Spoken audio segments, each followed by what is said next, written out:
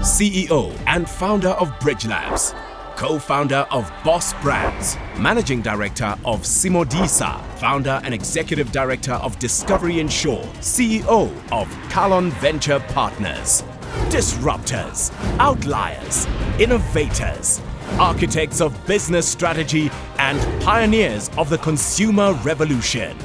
Please welcome to stage Musa Kalenga, Grant Rushmere, Matsimudise, Tembalihle Baloi, and your facilitator, Clive Butko. Yeah, thank you. It's really exciting to be here today. I was going to start out to introduce our very esteemed panel, but due to time constraints, we've just had a bit of our budget cut, so I'm going to keep it without introducing the panel. But firstly, a very warm welcome to our diverse panel, and thanks to all of you for taking the time out to share all your wealth and experience and wisdom. And I'm looking forward to a most illuminating discussion as with experts from various fields involved in entrepreneurial and corporate ecosystems.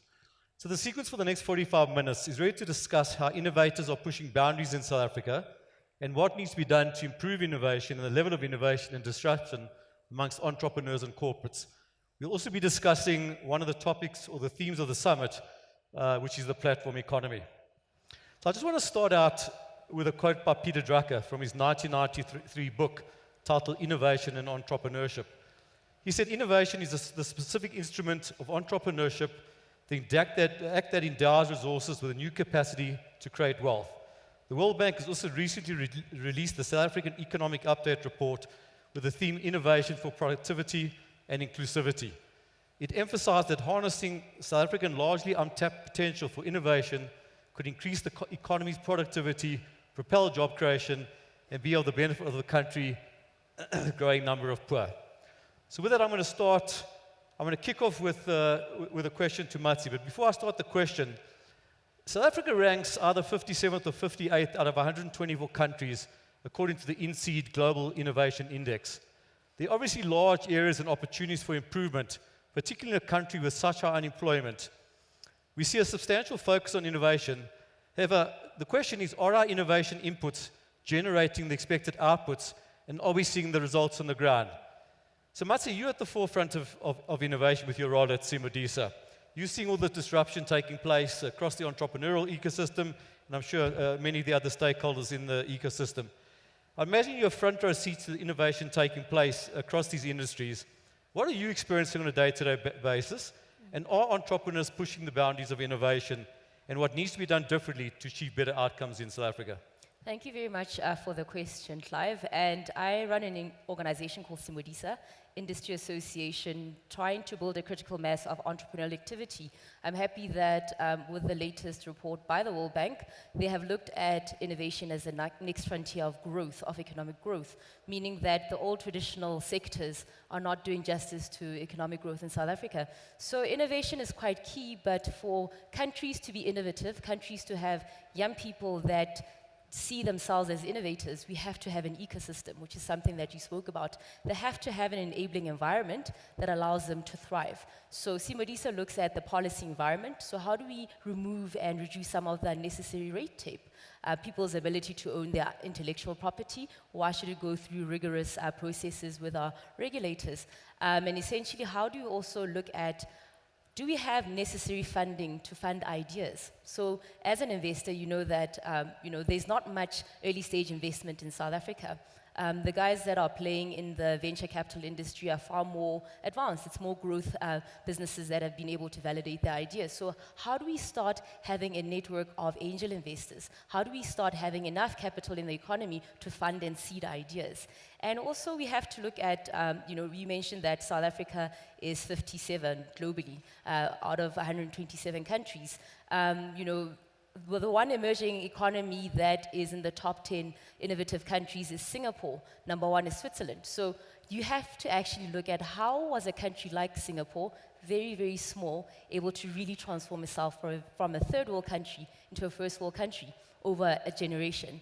And essentially it required the necessary leadership. It required for them to say, well, we don't have a lot of natural resources. We are strategically placed as a harbor. However, we have less than 6 million people. How are we going to be globally competitive? So one of the insights from Singapore is that they looked outside. they managed to say that we have to leverage ourselves as a global player, because inside there's not much to do. It's not about the space, it's what you do with the space. It's some of the insights that are coming out of Singapore. So South Africa really has what it takes, but we have to create that nurturing, enabling ecosystem and also identify areas of growth. Where do we start ensuring that young Sipho in Soweto can create a global innovation that's going to disrupt the world? How we create, how are we giving him the tools, how are we nurturing him, what kind of skills are they required? Is he able to access information as easily as somebody in Singapore? So those are some of the few things that we have to look into. Thank you, Marty. That's very insightful. It's quite interesting. Being a venture capitalist, we've seen 500 innovative companies, entrepreneurial companies in the last year, and we're not short of innovation. I think where we are short is the ability to take the idea and execute and turn it into a big, multi-billion rand business. So I absolutely support your sentiments. So let me move on to you, Musa. You work with many of the youth in South Africa, and you would know that the youth market is 47% of the African population. Barry Dewalski, the founder of the Simolang precinct as part of Wits University, says youth have the potential of becoming the innovators and creators of digital tech for the continent. So do you agree with the statement? And what would you consider the things that South African youth need to do differently to become the innovators and creators of the next wave of technology? That's a great statement, and I think at its core, there are probably about 3 parts to that statement. Yes, I agree with it, but I would agree with it given that there's a few things that we look at critically. Young people adopting technology and their native use of some of these solutions is something that we can't question. A lot of businesses that are trying to advertise to young people, create solutions for young people, are generally always lagging behind because of this natural ability to understand some of this technology and to make use of it. The second challenge that I think we're going to be facing is creating the correct systems in which we can bring some of that inherent native knowledge and understanding and appreciation of technology to the fore, and then commercialize it in such a way that it's able to actually drive impact. So young people, yes, I think are a definite opportunity. I do think that we are not yet structured to optimize the opportunity, and therefore it makes it quite difficult for the average young person to make it work. I think businesses that have chosen to focus on young people as a target market are starting to understand the latent benefit in being able to speak to a native-first business and a mobile-first consumer segment, and in so doing, they're building a more resilient business of the future. What I also find quite interesting about young people is that the native understanding of technology means that if you're solving for them, you're actually solving for a global business and not for a local business. So the insight in terms of creating solutions for young people in a local context actually lends itself to a very scalable global business at the same time. So you almost kill 2 birds with 1 stone. And we spend a lot of time trying to understand typically the long tail of most industries of what we call the digitally invisible that happen to be young people in these markets. Fantastic. I hope the youth are listening to you, because I think that's exactly what we need to change Africa and change the world. So thanks for that, Musa. Grant, let me move on to you. Your entrepreneurial background is more focused on the beverage and the FMCG industries. Grant, by the way, is the CEO or the co-founder of Boss Tea. What is your perspective on the innovation taking place in South Africa, in your industry, and what do you think we can do differently to ensure our innovation inputs generate the expected outputs? I think that, at the moment it's a very difficult market break-in South Africa with innovation, because we're very reliant on retail that is quite inflexible. It's quite a difficult logistical country to take care of. We've got an incredible amount of creativity in South Africa. We've got fantastic resources to put out product that is world-class. But I don't think there's enough knowledge being passed down to young entrepreneurs that give them. I meet a lot of young entrepreneurs that have fundamental faults within their business model because they haven't been taught those, they haven't been informed at an earlier stage in their development, either at university or early in their careers. They're fundamental sort of numbers that need to get right before something can be effective and for you to survive against the bigger players, the Coca-Colas, the Red Bulls. And I've always wanted there to be some sort of forum where experienced entrepreneurs can pass down those key indicators, and they're not necessarily complicated, but that they give young entrepreneurs before they enter the correct data, the correct information, so that they've got a better chance to succeed. No, thank you. That's most insightful. Yeah, thank you. I'm sure if you have got any questions, hopefully we'll have some time for questions later. So please start setting them on the app or just prepare yourself. So Temba, let me move on to you. Temba is the managing executive or managing director of Discovery Insure and the founder of Discovery Insure. I'm sure most of you are aware of the company. So Temba, I'm an avid fan of Discovery and how Discovery's led the charge on corporate South Africa around disruption and innovation. And innovation in Discovery, in my opinion, is definitely not a one-trick pony. As you seem to keep on innovating, whether it's with Vitality, Discovery Insure, Discovery Health. I see the banking license was granted yesterday, so we don't know what's next in the row of products and solutions from Discovery. Laurie Dippenaar, the first RAND chairman last Sunday, was quoted in last week's Sunday Times, saying Discovery has a reputation for innovation and an ability to disrupt. What is your secret sauce to achieving these outcomes, proving that innovation can really reap rewards in the corporate environment? My response may be unorthodox, but it's important to understand how we get to be where we are. At the core of it, we've always focused intensely on the core purpose. And I know a lot of organizations would define a core purpose, they define core values, but when you have to measure how it manifests, we've been perhaps very deliberate to make sure that when we say we want to make people healthy, to enhance and protect their lifestyles, every product, every platform that gets created along the way is designed to focus and meet that objective. So for instance, just to be practical, if you look at Discovery Insure, one of the biggest debating points prior to its launch was, is this a technology business or is this a business that's about cross-selling? And in fact, I remember the debate with Adrian was that he hates cross-selling at all costs. If this thing cannot be a standalone business, we shouldn't be doing it. We should be doing things that are aligned to this core purpose. And in this case, with Discovery Insure, it is the protection element, or the second part of that statement of this core purpose. So can we protect people? And can we use financial services as a delivery to protecting people against road fatalities or against road crashes on the road? So that's a key thing that we tend to focus on. And then obviously, how do we keep it going? That's your question, your second part of the question. We've defined these core values, which include innovation and optimism, but what a lot of people may not be aware of, I saw some of our executives in the audience, I don't know if they're still here, but that's how we get measured. Your bonuses get paid on the basis of whether you've actually delivered something innovative. So these core values, they get embedded into the way that you measure people. And that's how perhaps we've been lucky and able to continuously produce something on an annual basis. Fantastic, thank you. I just saw that, I know they're waiting on competition tribunal confirmation, but I think any bankers in the audience, and I can't see, but I'd be worried. Discovery is coming, Time Digital just got their regulatory banking license, so I think there's a big disruption going to happen in the banking industry in South Africa. Temba, let me stay with you. My experience of working with many corporates in my Accenture days is that whilst I understand the importance of innovation, they still have both feet firmly planted in today and this quarter, rather than 1 foot in today and 1 foot about the sustainability of tomorrow.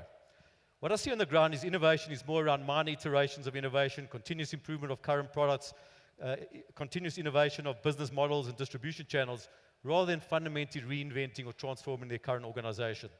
So do you agree with my observation? And secondly, what advice can you give the audience here today about managing short-term financial results with investing in R&D for the long-term sustainability of the business? So the first part of your statement, yes, not all companies find themselves in that situation where they don't want to try new things. There are resources constraints, which typically hold a lot of organizations back, where they don't become bold enough. But in the main, South Africans are known to be people who look out for new solutions to problems. And I think we tend to undermine ourselves, we downplay the type of things we do as organizations, as a society. But there is a rock bed of innovation in the country, and sometimes out of sheer necessity, not because of any will that we have out of the blue. It's just that there is a question of survival. We have to come up with solutions to these dramatic problems. And then going back to the issue of perhaps trying to manage the results that you have to deliver to the market, what we found very useful is to be deliberate every year telling the investors that we've got 10% of the net profit allocated to new initiatives. And therefore, if those initiatives, whether they succeed or they don't succeed, the market has already got an expectation that there's 10% that's going to be spent on new initiatives. And I don't know to what extent other organizations are as bold to put it out in the market that this is how much they're allocating to new initiatives. But I think it's useful. I think it gives you a compass, a starting point, something that you can look back at and say, we said we were going to spend the 10%. Have we spent the 10%? What results is it producing? And so we've been lucky in that regard that we've been able to focus and be bold to say this is what we stand for. And I think in a greater way, it kind of places a huge burden of responsibility to all of us to say there is an expectation that you will spend that 10% and therefore you must come up with something brilliant. Otherwise, don't do it. No, I think that's fantastic. I think that's a great challenge to everyone in the audience who's from a corporate, state-owned enterprise or government to spend or commit to 10% of net profit into innovation and R&D. I think so. All of you that haven't done that or you're not at 10%, I think that's a challenge for yourself. Thanks for that, Themba. Matsi, in your opinion, do South African CEOs and entrepreneurs have a culture of risk-taking? A culture where failure is okay and recognize the need to build the right environment to attract, inspire, and equip teams and unleash talent to constantly innovate? Well, I'm glad, Themba is here to represent Discovery, but if you had to look at the genesis of Discovery, it's one of South Africa's greatest entrepreneurial stories, Adrian Gore. How he used to work for a corporate and then, I'm not going to mention the company, and essentially out of that he was able to build his own big industry. He's somebody that's employing people. He's somebody that's solving problems in people's lives, medical aid, financial services, provisions. And also, Adrian goes beyond just being the founder and CEO of Discovery. He's somebody that's been able to drive the SA SMME Fund, which is now 1.5 billion rand fund from various companies in South Africa. That's a serious cash injection in terms of funding, entrepreneurs in South Africa. And then also, I know he's somebody that supports mentorship by supporting the national mentorship movement. So if you had to ask me that question, I'd say Adrian Gore is a great example of somebody that does embrace the fact that he himself is an entrepreneur, and also how is he contributing towards the entrepreneurial ecosystem from funding, from mentorship. So in South Africa, we have enterprise development, which is supply and enterprise development, which is one of the codes of good practices, the BEE codes of good practices. It's a missed opportunity. I think with that amount of money, that is an obligation from corporates and also from government. If we were to actually spend that money in ensuring that we support entrepreneurs, we integrate them into our value chains and supply chains, we understand what their needs are, we don't necessarily get them at a point where they are very much established. How do we nurture them from the beginning, but we see the potential? I think a lot would go towards ensuring that we get more and more entrepreneurs that are now able to supply to big corporations. And essentially, I also feel that a lot of money is already being spent because it has to be spent. But if we had to focus on the outcomes instead of saying, I'm contributing 2% of my net profit after taxes, and that's the end of the story, to ensure that whoever you are given that responsibility to, they're able to ensure that the entrepreneurs that are coming out of those programs, those incubators, accelerators, are actually job creators. They actually have sustainable businesses so that that there's now return on your investment. So that enterprise development spend is a huge opportunity in South Africa that still we were yet to see what it can do to contribute towards harnessing more small businesses to contribute towards our economy. Oh, thank you, Marcia. It's good to hear. I think it's not about whether there's capital, it's how the capital is deployed. And I think our challenge as South Africa is to deploy that capital in the most effective, efficient way to get the biggest outcomes. No, thanks for that. Grant, let me go back to you. As I mentioned before, Peter Drucker, who was one of the world's greatest business leaders, said business is about two things, innovation and marketing. Everything else supports those two. Having followed your Boss T and other success stories quite closely, I see that besides your product innovation, you've been extremely effective in your guerrilla marketing, in building your business, your Boss T label competition, your refrigeration units, your Boss T vehicles. And I also read that Boss has spent as much on marketing as you do on operations. Tell us more about both your product innovation journey and how you use marketing to innovate to build your brand both locally and globally. I wish I could spend more than that. No, I think when you build a brand, you're effectively building a persona, likes and dislikes, and that persona is a direct response to the opportunity, the space within the market that you're targeting. When we started Boss Ice Tea, we realized that a lot of the interpretation of health had been quite right-brained, if you like, sort of very, overtly healthy, almost telling a consumer that they've been a naughty person, now they must try something healthier. And they forgot that for us, that beverages are entertainment. And they lost a lot of that emotional connection that a Coca-Cola or a Red Bull has. So we said, why can't healthy be fun? Why can't we have just as much fun as the guys with a Coke and a Red Bull?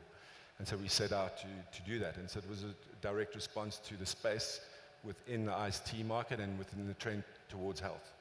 And we saw that as a better chance of creating a bridge from previously unhealthy sugar products to healthier products, but making it just as fun. And I think that really, from a marketing point of view, you have to keep communicating that point of difference. You've got to keep communicating your relevance to the market that you're going into.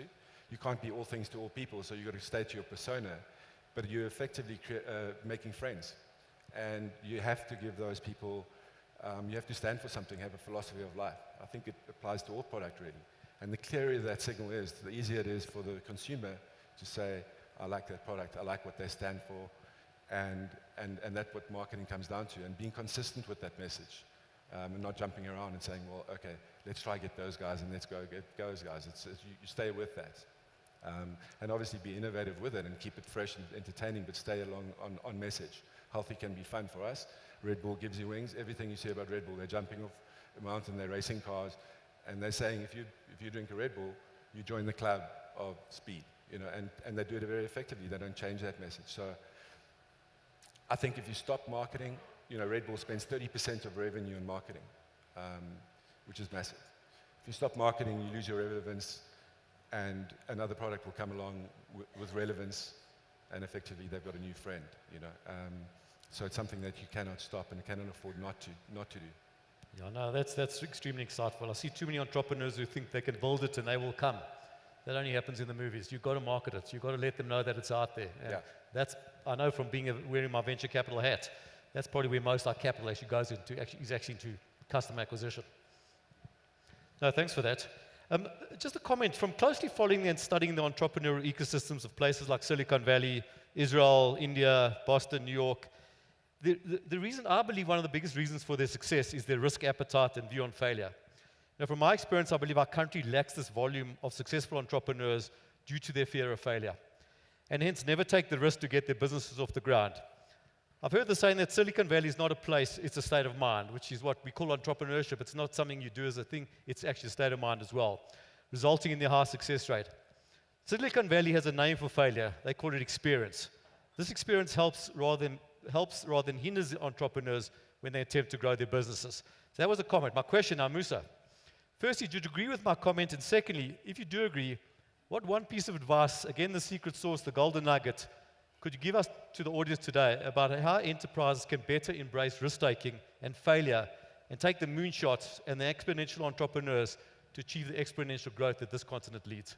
Sure. Yeah, I think absolutely. There's almost a level of immaturity in our local markets around this notion of failure.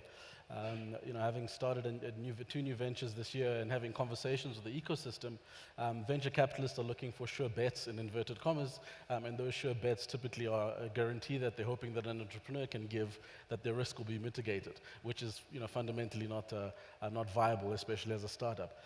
So I think there's an immaturity that is perpetuating this notion that risk and failure are a bad thing. I do think younger entrepreneurs in the ecosystem of entrepreneurs are naturally risk takers and naturally understand that. But over time and being exposed to conversations where you're being told that you have to provide a guarantee, I think we erode away that innate appreciation. Silicon Valley is typically set up around a very simple model.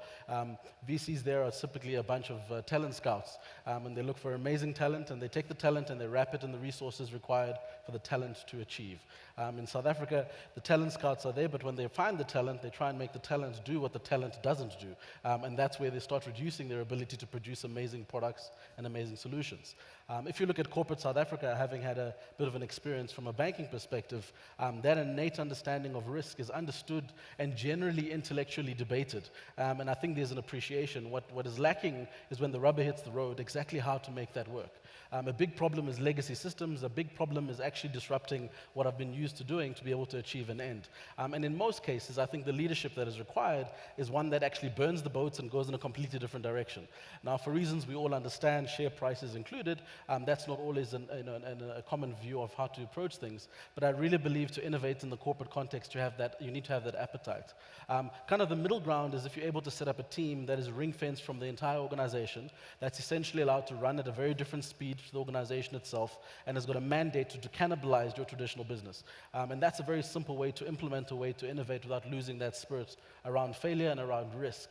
And I think if you start to think around those spaces and you create a space that is led from the front and that is led outside of the kind of constraints of what a traditional business is about, you'll be able to increase your appetite and therefore fully or more fully embrace this notion of failure. I think it's something we cannot do without. And I'm finding a lot of people getting frustrated because of great ideas that don't gain traction, and therefore we extract them from an ecosystem whereas we should be nurturing them. Fantastic. That's very insightful. Yeah, thank you for that.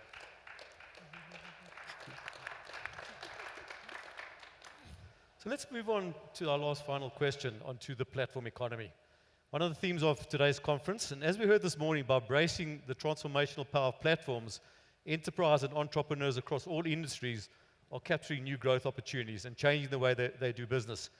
These platforms have become the business models and financial opportunities for exponential organizations. They bring together the producers and the consumers in high-value exchanges. As the number of participants on each side grow, the value increases. A phenomenon, as we heard this morning, called the network effects, which is central to a platform economy. So Martin, let me start with you on this question. From your exposure working with so many entrepreneurs who've developed the Uber for X type of applications, the shared economy, the double-sided marketplaces, whatever you call them, that have literally typically now involved into this platform economy. And a good example of that is Sweep South, which is, for those of you who don't know, it's a network economy or a platform which brings together households that need cleaning and cleaners looking for work. And in your opinion, where do you believe SA is in relation to the US, as we heard this morning, and other leading economies with the development of the platform economy? And what needs to be done differently to take advantage of this huge opportunity? Sure.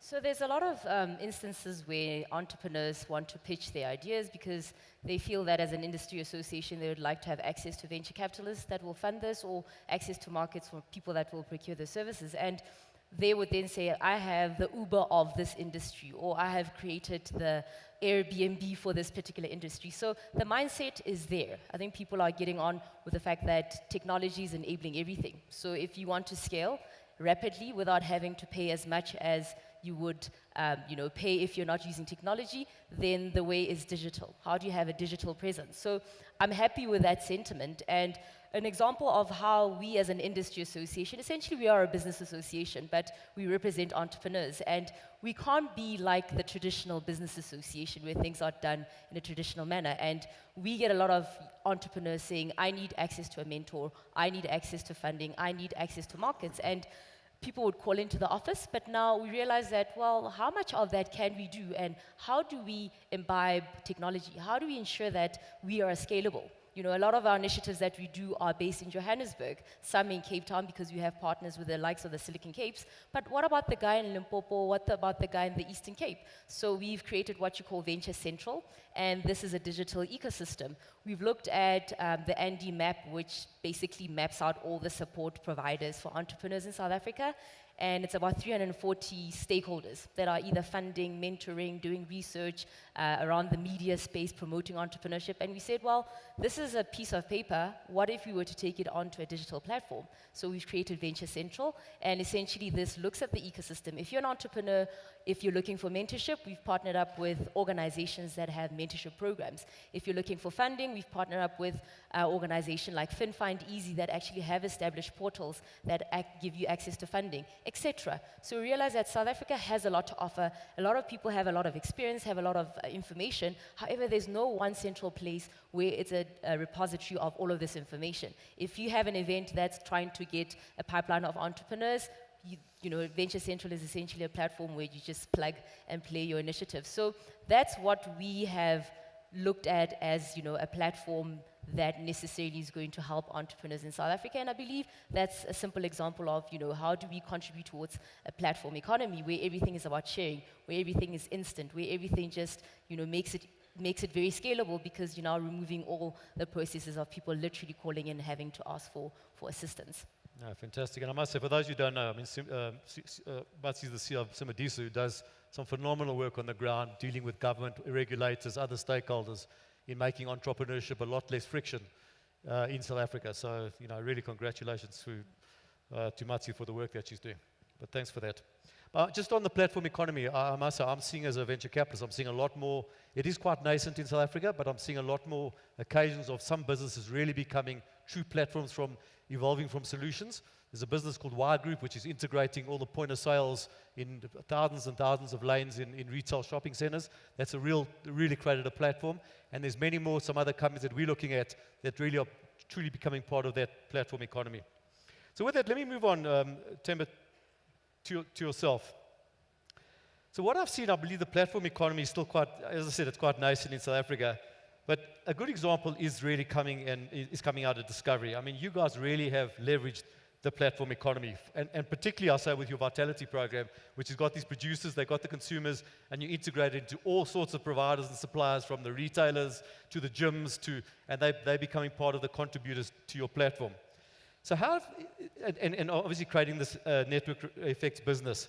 So how do you create these offers, and what do you advise other corporates to really enable these platforms like you've done at Discovery and do something differently to take their business to the next level? I mean, with the lessons learned, having been involved right at the heart of it, one of the key things that I've come to accept is that there has to be common understanding between the partners, the providers, and the members. Otherwise, then there's friction.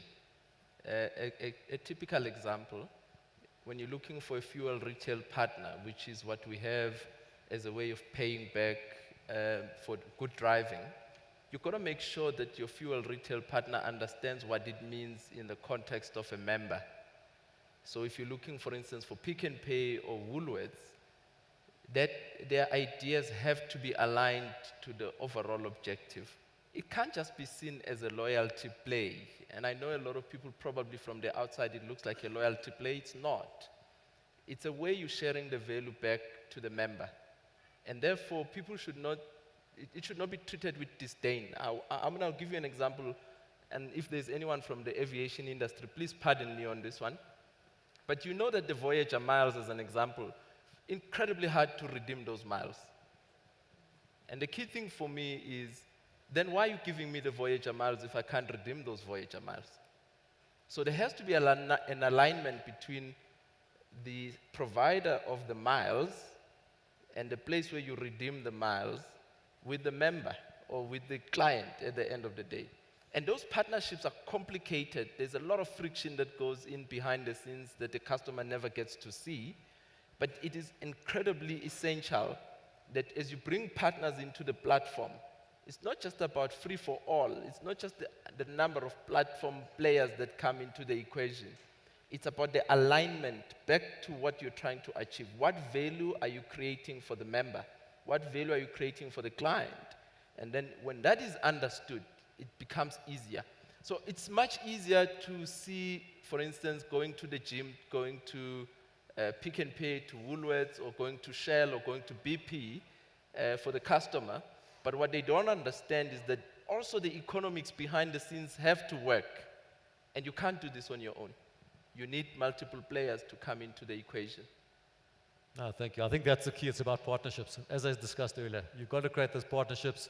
You've got to leverage the space that's out there that's not being utilized by your own company. So it's the inventory that's out there that can be utilized by any organization to become part of this platform economy. But I should re-emphasize this. If the alignment of the objectives is not there, you've got a big problem from the word go. It's going to fail. No, great. No, thank you for that. Thanks, Themba. So Musa, Musa used to head up Facebook Africa.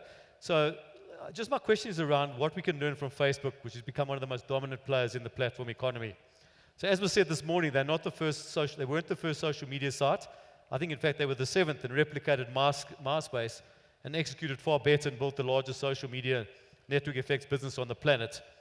Also read they have 50 licenses in the US to enable peer-to-peer payments through their Messenger app.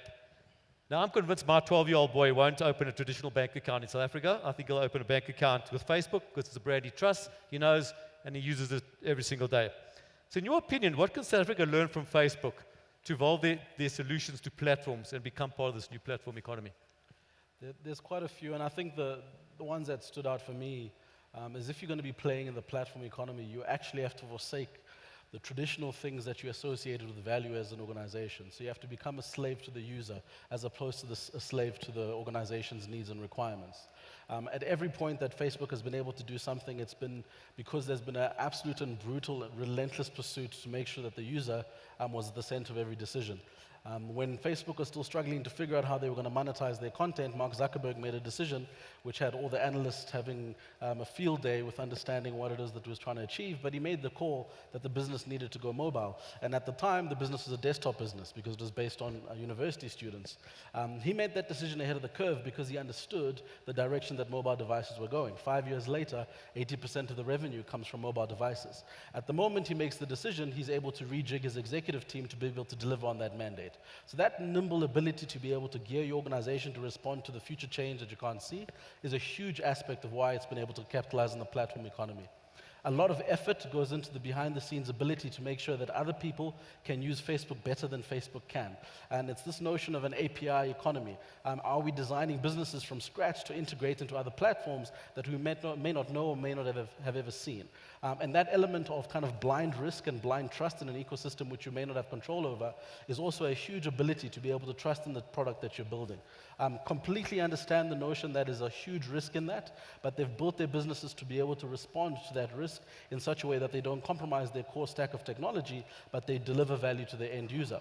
And the last thing I think that has been quite notable about how Facebook have gone on to become the platform they are, is the speed at which they execute a number of these things. When I was at the business, our internal app used to update itself 7 times a day. Sure. And you ask yourself, what on earth are they changing 7 times a day? To give you an understanding of the kind of changes that were being made. And that was simply our internal app. So this relentless understanding and almost paranoia about what is happening outside of your business is an important aspect which I think a lot of South African businesses do not have. I think the big organizations and the big industries have become great because of what they did well in the past, but the success is not linked to their past successes. It's linked to kind of just being able to disrupt the future. And unfortunately, our executive structures aren't able to lead in a nimble way because they're mostly comprised of the very same kind of people. And I love you, but chartered accountants are a huge problem because they think about the problems in a very same way. So diversity at the level where you can bring people into conversations that disrupts your thinking is also something that's very fundamental to why South Africa is not moving as fast as it should from a corporate perspective. Fantastic. I think that's some great insights for everyone in this room to take back to their organizations. So before we wrap up, I want to ask one more question, but I want to just share a comment here. So it's a statistic from the Innovation Survey. Firstly, some good news, and not surprisingly, is that 85% of corporate respondents agree that innovation is important. That's the good news. But the bad news is that only 43% actually have a well-defined process for innovation. This transacts to 50% of the companies who think innovation is important are actually doing something organized about innovation. Now, I think that's an indictment of corporates in South Africa, knowing that they need to do one hell of a lot more. So panelists, the last question. To the large extent, the development of an innovation-led economy needs to target South African problems head-on and help the country achieve its economic growth targets. How do South African enterprises overcome the challenge of knowing and talking innovation to taking action and doing innovation? How do they push the boundaries of innovation to achieve the outcomes that will move the dial for the country, the business, and everyone involved? So I'm going to ask all of you for that question. And Tim, I'm going to start with yourself. I mean, I think your question is very spot on because it commences with the understanding that you're solving a genuine problem. My sense of entrepreneurship, basic as it is, that definition still stands true. An entrepreneur is someone who seeks to solve a genuine problem in a profitable way. If every organization sought to solve a real problem, and you know, profits do follow when you solve a problem because people are willing to pay for the solution. The problem most of the time is that we always obsessed and only focused on about the market gap. The market gap at what cost? Market gap just because we think we can ramp up sales. My sense is that we shouldn't be only focused on the market gap, we should be focused on what is the problem. Can we solve this problem? I'm going to give you an example. The case of road fatalities, which is why perhaps I didn't give up on solving this problem, and which we continue to try to solve this problem, is because when I started, we were losing about 14,000 people per annum. As recently as last week, the statistics that I got is that we are now losing about 17,000 people per annum. The initial estimate was that we were spending 307 billion per annum on this problem. So whether we like it or not, if we don't solve this problem, it will continue to grow. And therefore, if we start with that mindset to say, can I solve a problem? And can I solve it in a profitable way? And therefore, you move away from this worry of immediate profitability. Because as long as that problem remains, you are likely to make money when you solve that problem. No, thank you. Fantastic answer. No, thanks, Themba. Okay, Matsi, ladies first. Just to build on to what Themba said, I think we should start seeing requests for innovations. There's a lot of activity that is happening around, and corporates are aware that if we are not careful, these guys are going to disrupt our industries. These guys are going to abolish the banking system. So why don't we actually integrate them as we create value as banks? Why don't we actually get them to solve some of the problems that we have? An example is Rand Merchant Investment, RMI. They've created a place called Alpha Code, which is a physical and digital space that is incubating, nurturing the next generation of fintech entrepreneurs, the next generation of Adrian Gores. So if more and more companies could acknowledge that this is where the world is going, let us actually work with them and not work against them, then I think South Africa would really, there will be much more synergy and a lot more problems will be resolved. And I think entrepreneurs are always looking for those market opportunities. And most of the time, they have those solutions in a very efficient way without spending times and times with consultants that have actually never done it, but they know the theory behind it. So integrate entrepreneurs in trying to help you find those solutions. Yeah, I think that's absolutely correct. And I hope, the big corporations in the room that have got big cash sitting on the balance sheet will maybe release some of that cash for innovation and looking to create the next level of innovation in the country. Want to go back? Yeah. Ron, I'm back to you. I was saying, in our space, a lot of the big corporates in FMCG have shut down their NPD departments almost entirely and are looking for innovation in entrepreneurial ventures. And so they've all set up their own VCs, basically, where they've learned that they can't just buy brands and incorporate it into a bigger company, because they generally will fail.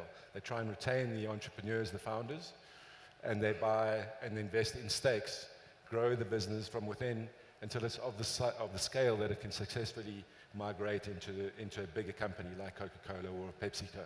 So that is already initiated. I think what would improve that is if there was early engagement. I mean, every startup I've seen that's been successful under the hood is run like a top corporate and with operational excellence. At Boss, we used a lot of ex-SAB. Red Bull, he was trained by Procter & Gamble. So under this sexy hood is a brilliantly operated company. Generally, the skills have been learned from systems, from great run companies, with global levels of execution. I think there could be more proactively, like I said in my first answer, that information should come earlier so that you've got more successful startups and so that it doesn't mean that there needs to be a transaction, but effectively education of how to build successful businesses right across the board, FMCG and everything, at an earlier time. And that can come from that know-how, that ability to execute, that wealth of information from corporates should be going in at an earlier time to create more chances of success later. Absolutely. No, thank you. Very inspiring. Musa, let's end with you with this question. Yeah, I think if we take lessons from some of the wealthiest families in the world, there's this big shift to this new sexy term in finance called impact investing, which at its core is about understanding that in order for you to make money, you have to change people's lives. It's rooted in the premise that if you do not do that, you don't have a market to service in the future. So I think sustainable business in an innovation context boils down to three things. The first is you have to have true and authentic empathy for whoever it is that you're solving a problem for. And we see organizations making this mistake all the time. Dove very recently did the same thing. If you don't have empathy at the core, you've got a problem. This empathy has to be wrapped in persuasion, and only then do you use technology technology and innovation to amplify that. So I think if you follow that sequence as far as understanding how you'll be able to get the value out of innovation in our context, it's a good guideline to start solving that problem. Okay, thank you. Just to wrap up before we go to questions from the app, I think first I want to, I think fantastic and practical insights, and I believe very useful takeaways for everyone in the audience to help bridge the gap between rich and poor. So before we move on to questions, I think the panel deserves a round of applause.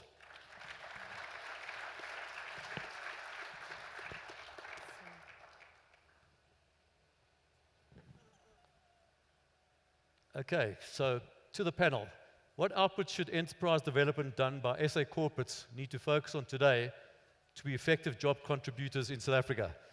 Who wants to take? Mati, you want to take that question? Sure. I would say that whatever they're incubating, ideally it should be centered around that particular company's value chain. So if I'm an entrepreneur and I'm looking for an incubator, I'm looking for procurement opportunities, a lot of times we just deal with everything as though it's quite generic. It's like a huge sausage machine. We get everybody in, we give them workshops, skills training, that is quite generic. It's not specific to that particular entrepreneur's issue and problem. So understanding that, well, they're coming in without knowing X, and our ability to ensure that when they come out, they'll be able to be sustainable businesses. This is the kind of programs that we should design for them. So customization is very important, and also understanding that, well, this is not just a generic business that we're putting in. It's quite aligned to our industry, quite aligned to our own value chain, and how do we ensure that, by us incubating them or accelerating them, we'll be able to provide them, market opportunity. So let's customize how we are engaging on incubators and accelerating these startups that are coming into our enterprise development programs. Fantastic, thank you. Yes, please. Sorry, I've got a bit of a pet peeve with this incubation issue, because I think their responsibilities on corporate South Africa in taking the step to be able to create these environments for these entrepreneurs don't make it a crutch to their success. So incubators, what I've found is that they make it really cool to be able to go to a place and get free Wi-Fi and great coffee, but there's no urgency about getting them to scale or become great businesses. So what ends up happening is they sit there and they get these kudos for being in an incubator, but they're actually not able to develop value. So I challenge all of the corporates that are involved in that. How many of those incubators are going on to become Fortune 500 companies? How many of those are honestly going on to create jobs and actually impact the economy? So I think the orientation around incubation should not just be a great way to put our money so we feel great when we go to sleep. You should have quantifiable impacts, and that is that business standing on its own and not using your business as a crutch. So sorry, I have a pet peeve. Thank you, that was a great input. Let me just go on to the next question. So I'm just going to have to stand up to read this. This is from Mark Bradshaw, the CEO of Snap and Save. Actually, that's one of Calon's underlying investee companies. The question is, how crucial is government in facilitating growth in early-stage business, and how do corporates play a role in including government to stimulate the ecosystem? I mean, it's already happening. It's not happening to the extent that perhaps is desirable, but we should appreciate the SME fund that has recently been established. It was not done in isolation. Business got into conversation with National Treasury. So it is happening. And I think what we need to be mindful of is that, yes, regulation, perhaps an enabling regulation is required, but these things don't just happen overnight. So maybe there's a little bit of patience required, but also a little bit of acknowledgement of what is already happening. We can't just throw everything out of the window and say, it's not enough, let's run for the hills, the end of the world. It's not. The truth is there is something going on, and we need to be just mindful that it takes a bit of time. Yeah, thanks. Can I add on Mati, to that? please. But Themba, if you look at the SASME fund, the corporates are the ones that put the first 1.5 billion, and the idea was that the government has to also contribute and match that 1.5 billion. Till this date, since its announcement last year, they haven't contributed that. We don't have a sense of, are they going to do it? When are they going to do it? So as much as the idea is fine, it's endorsed by the National Treasury, I think a true endorsement would be, how do you actually match that 1.5 billion rand so that it's a 3 billion rand cash injection into the economy, so that we can grow early stage investing in South Africa? And yes, I mean, I'm not one to say the government has not done its job. I feel that there are things such as the 30% preferential procurement accord So we've been hearing that for the past 6 years and nothing has been done about it. So how do we now start enforcing around saying, government has said there's a set aside for small businesses, and how do you ensure that you get those small businesses, you actually procure from small businesses? How do we start enforcing that? It's nice for a good 6 years for us to hear about it, but how does the government start enforcing that? Yeah, I mean, the government can enforce, but I think it is more, I always say it is an indictment on the industry if I need to be refereed by an external party. If we can't self-regulate and do what is supposed to be done, what we know needs to be done, it's an indictment on our leadership. That means we've failed, we've dismally failed. So, yes, I understand your point about government coming in with a stick, but can we create more carrots than the sticks? That's a Okay, good I point. think that's great. Thanks for that. I must say it's quite interesting. I mean, your points are so spot on. And, you listen to Clem Santa, he says you want to create 5 million new jobs, you have to create 1 million new small businesses. And there's small businesses, and creation is the future of the growth of South Africa and Africa. It's not big corporates, it's small business. So just to go into the next question. So can South Africa innovators use their innovation testing for benefits of NPOs as pro bono contributions from social entrepreneurial business platforms? Okay, who's going to take that one? Don't all stick your hands up at once. Yeah, I'll try to take that. Okay, Musa. So yes, they can, but do they need to? No. What small businesses need is they need customers, right? So doing more pro bono work is great, and I think that helps in the process of potentially refining a product or doing some kind of R&D early stage. But is that what they need ultimately? I don't think so. I think what is required is for them to get to that phase where they're able to do this kind of work to be able to build confidence as well as build a business case. But very quickly after that, you need to build something that can scale and that's commercially viable. My only worry about getting into a situation where businesses are caught in that cycle of pro bono work because it's keeping them busy is this notion of a lot of movement but no actual progression. And I see a lot of businesses doing that. And I think it's also something that is a mental handicap to a lot of small businesses who tend to think that just because they're doing stuff, it means that they're progressing and they're building value. And I don't think the two are related. But perhaps we don't have to necessarily see it as doing pro bono work. I mean, we always talk about the lean way of doing business. So you've got an idea and you have to test your idea before it's actually out there in the market. So yes, perhaps some nonprofits could do with a little bit of, okay, let's let you into our business and test this market or test this particular prototype. So we don't necessarily see as them losing out on value because they're actually putting it into a nonprofit. It's that I'm using this as a test case and my ability to see if this thing is going to work, perhaps I should use it within a nonprofit environment. Agreed. Yeah. Thank you very much. Not great. Any more? What is your opinion of the South African regulatory environment given all that we heard today? I think, Matsi, you've been very, very prominent working with the regulators and South African Reserve Bank in intellectual property and other issues around rolling out the red carpet for entrepreneurs. What's your perspective? Sure. So the regulatory environment is a tricky one. I mean, Simodisa started in 2013, 2014, and we identified 7 key policies that we feel that if we were to amend this as a country, we would be able to nurture high impact, high growth entrepreneurs in South Africa. So of the 7, we've been able to move 2, not as Simodisa, but Simodisa and the collective. So we've got partners like SAFCA, we've got partners, some legal firms, we have Silicon Cape Initiative working with us, amongst other supporters. And it's something that, for example, the Section 12J, Clive, you one of the people or organizations that have taken advantage of that. Since 2013, 2014, there's been more people taking advantage of that because the government has been able to refine it. But essentially, it's not something that happens overnight. You have to be patient. I think, Temba, you spoke about the patience. So when it comes to regulation, the idea of, I mean, we have an audience with the National Treasury or the Reserve Bank around how do we actually also refine IP, exchange control, and loop structures.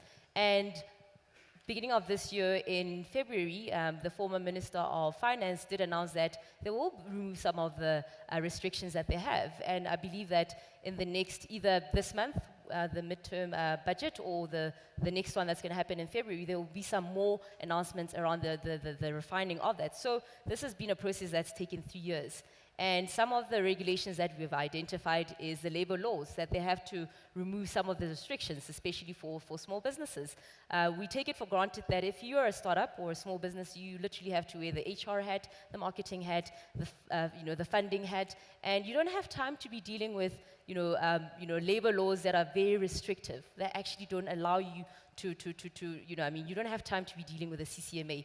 And also our ability to attract talent in South Africa, providing the necessary incentives. So those are some of the regulatory environments that we've been dealing with, and I must say we have been receiving a lot of support from the government. However, and also to talk to your point, Timber, is that we need to organize ourselves, because a lot of times there's a lot of people making a lot of noise around the same point. So if we, a lot of people, organize ourselves and we go there as a unit, we have a better audience with the government, because then they know that they're dealing with a collective, and the ability to impact or influence that particular regulation will be something that is dealt with in a seamless manner. So No, thank you. I must say, I just want to add to this. In the venture capital space, one of our biggest concerns we've had is around intellectual property, and particularly in the tech space, around exporting and re-domiciling your IP from South Africa to around the world. And the Reserve Bank has just made a compromise around intellectual property. A lot of people are not happy it's not far enough. But as far as I'm concerned, it's a start, and it's definitely going in the right direction. I just want to add one more thing. We, as a venture capital company, we're a Section 12J venture capital company, and this was actually promulgated by SARS. It is a new asset class where investors, retail investors or institutional investors, can get 100% deduction on their taxable income for any investment they make into a Section 12J company. So we are one of about 50, 60 Section 12J companies in South Africa. So a significant amount of capital is flowing into the Section 12J to enable us to invest in earlier stage companies to stimulate economic growth and for job creation as well. But we do have a next question. How will the role of successful business change in creating societal prosperity in the fourth industrial revolution? Great question. Moose, I'm looking at you. Yeah, so I was trying to read that again to make sure I got the gist. How will the role of successful business play out in the fourth industrial revolution? So I think one of the big challenges with the fourth industrial revolution and all that comes with it is this notion that the machines are coming and they're going to take over, and it's going to be panic around what it is that we're going to be able to do as humans to add value. And I think you have to think about two things, is that computers and machines will continue to do the things that they do really well, better than human beings will ever be able to do. Execute on very predefined parameters and be able to do that with a lot of speed. So if you try and use first principles to unlock or unpack different industries, in those different silos, computers will probably be able to outperform us on repetitive tasks. But organizations need to be asking very simple questions around their skill set in relation to where human beings will always be good at doing what human beings do. I'll use the advertising industry as a very classic example, who charge million-rand retainers, and they produce diminishing quality of work over time, and they continue to try and get value out of their customers. In a few years' time, and even now, machines can do 90% of what you're doing. If you look at media placement, it's being optimized and automated. And the question you need to ask as a media agency is, should I be investing more in getting more bodies to do that? Or should I be spending my time building a quality skill set around a workforce that can potentially be more valuable than the machine? So what human beings will always be able to do better than any machine is to be able to show empathy, to be able to interact with cognitive tasks that require exploration or first-time intervention, and the ability for them to put together unrelated variables to provide solutions. Now, coming back to the wonderful talk that Rapalang gave earlier, that's typically the holy grail of what organizations should be doing to prepare themselves for the fourth industrial revolution. And for those that aren't thinking along those lines, I think, yes, you do have a lot to worry about, but I think it's an exciting opportunity. Fantastic. I mean, I absolutely agree with that. There's one last question from the app, and then we're going to move over to some questions from the floor. So which industry in South Africa do you think is ripe for disruption and why? Grant, do you want to take that? Wouldn't know. That's maybe.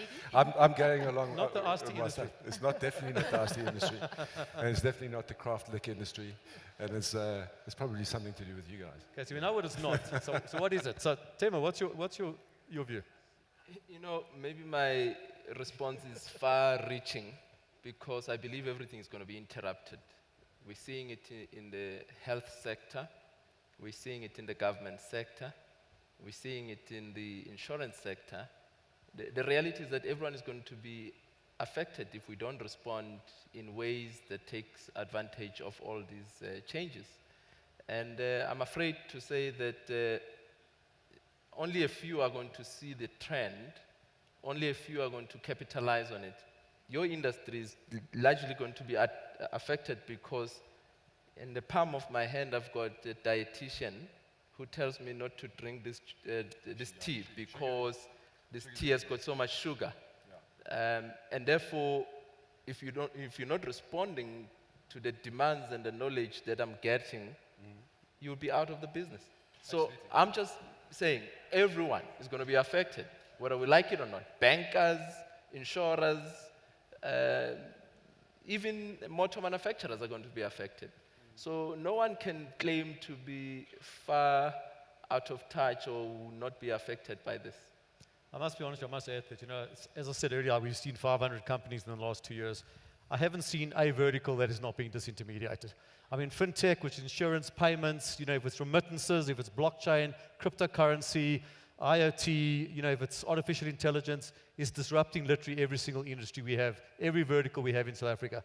So even the verticals that literally have not been transformed or disintermediated for hundreds of years are now being disrupted with these new digital technology. So I don't think you're safe wherever you are. And if you haven't been disrupted yet, just look around the corner. It's coming. So I think there's a question from the audience. Hi, my name is Sandisa from Accenture. We touched on failure for entrepreneurs and how it's rather experience. I want to know, being an entrepreneur at Accenture, I want to ask, are there indicators that CEOs and sponsors of an initiative can use to learn that they need to quit the venture? And how patient can capital within a corporate be, not just in terms of dollar value, but also in time? Like, when do you know to quit within a venture, within a corporate? Thanks. Yeah, thank you. Who wants to, any volunteers? I've been lucky. I mean, Discovery Insure has been running. We launched 19 May 2011. We've recently broken profit. But the reality is, before you even break profit, you need to understand the value. That slide about Uber and the actual value, even though it hasn't made money, a lot of people fail to grasp that because they're looking at the net bottom line. And over a period of time, and if that's all you're chasing, you're going to lose out. Most of the solutions that we bring to the market take time, and they require a certain level of mastery. And therefore, coming back to your question, I think many CEOs and many leaders need to have that appreciation that this is not a one-hit wonder. I think you used the term one-trick pony. Correct. It's not a one-trick pony. This takes long, and it requires commitment. Okay, thank you. Yeah, great answer. Okay, well, I think last question from the floor before we're going to conclude. I see there's a hand waving. I think it's a hand. Hi, Clive. So my question's with regards to, as an entrepreneur... Sorry. I don't think the speaker's on there. There's a speaker here in the front here. Oh, sorry, there's a microphone on in front here. Testing, 1, 2, 1, 2. We can hear it here at the back. That's much better. Can everybody on stage hear me? Yeah. Yes? Let's try it. Can everybody on the stage hear me? Yeah.